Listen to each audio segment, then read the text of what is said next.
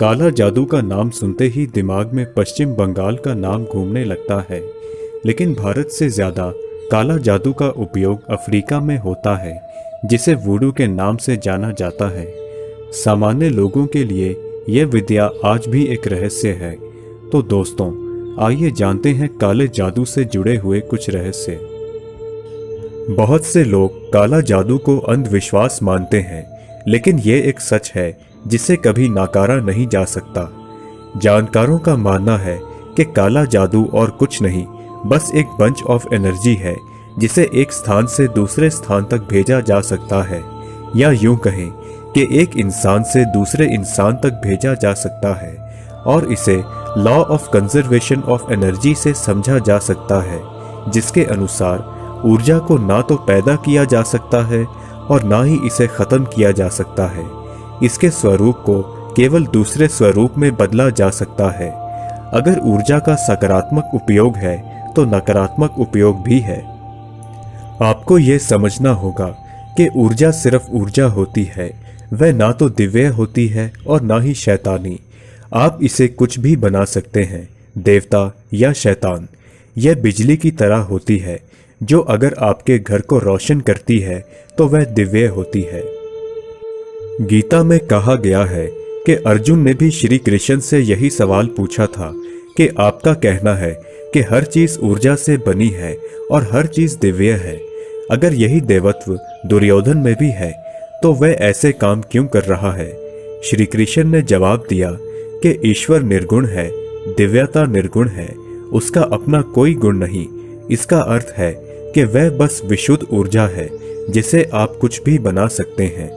जो बाग आपको खाने आता है उसमें भी वही ऊर्जा है, और जो देवता आकर आपको बचाता है उसमें भी वही ऊर्जा है, बस वे अलग अलग तरीकों से काम कर रहे हैं।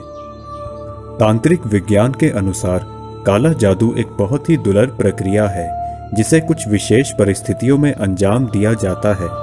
इसे करने के लिए ऊंचे स्तर की जरूरत होती है और कुछ लोग ही इसे करने में सक्षम रह पाते हैं। इस प्रक्रिया में एक गुड़िया जैसी दिखने वाली मूर्ति का उपयोग किया जाता है, जिसे कई तरह के खाने की चीजें जैसे कि बेसन के आटे से बनाया जाता है और इसमें विशेष मंत्रों से जान डाली जाती है। उसके बाद जिस व्यक्ति पर जादू करना होता है उसका नाम लेकर इस पुतले को जागृत किया जाता है। वुडू की मुख्य विशेषता यह है कि इसमें जानवरों के शरीर के अंगों का उपयोग होता है, जिससे कई समस्याओं के समाधान का दावा किया जाता है। यहाँ तक कि इस जादू से पूर्वजों की आत्मा को किसी भी शरीर में बुलाकर अपना काम करवाया जा सकता है। वुडू जानने वालों का मानना है कि इस धरती पर मौजूद हर जीव शक्ति से परिपूर्ण है और इसीलिए उनकी ऊर्जा का उपयोग करके उनकी बीमारियों को ठीक किया जा सकता है। वुडू में मुख्य तौर पर बंदर, मगरमच्छ, बकरी, ऊंट, छिपकली और तेंदुए जैसे जानवरों के अंगों का इस्तेमाल होता है। विशेषज्ञ मानते हैं कि पुतले के जरिए किसी भी इंसान को नुकसान पहुंचाना इस जादू का उद्देश्य नहीं है। यहाँ तक कि इस जादू के लिए काला जादू शब्द भी गलत है। दरअसल ये एक तंत्र विद्या है जो भगवान शिव ने अपने भक्तों को दी थी। पुराने समय में एक पुतला बनाकर उस पर प्रयोग केवल दूर बैठे रोगी की परेशानियों को दूर करने के लिए किया जाता था। उस पुतले पर रोगी का बाल बांधकर विशेष मंत्रों से उसके नाम के साथ उसे जागृत किया जाता था।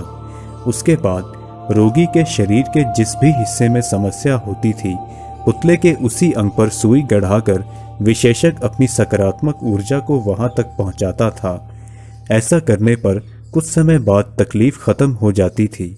यही कारण है कि इसे रेकी और एक्यूप्रेशर का मिश्रण भी कहा जाता है, जिसमें अपनी अत्याधुनिक ऊर्जा की सहायता से किसी को भी जीवन दिया जा सकता है। कुछ स्वार्थी लोगों ने इस प्राचीन विद्या को समाज के सामने गलत रूप में स्थापित किया, जिस कारण इसे काला जादू नाम दिया जाने लगा। दरअसल उन्होंने अपनी ऊर्जा का उपयोग समाज को नुकसान पहुंचाने के लिए किया था। गौरतलब है कि जिस तरह काले जादू की सहायता से सकारात्मक ऊर्जा पहुंचाकर किसी भी बीमारी या परेशानी को दूर किया जा सकता है, ठीक उसी तरह सुई के माध्यम से नकारात्मक ऊर्जा पहुंचाकर उसे तकलीफ भी दी जा सकती है।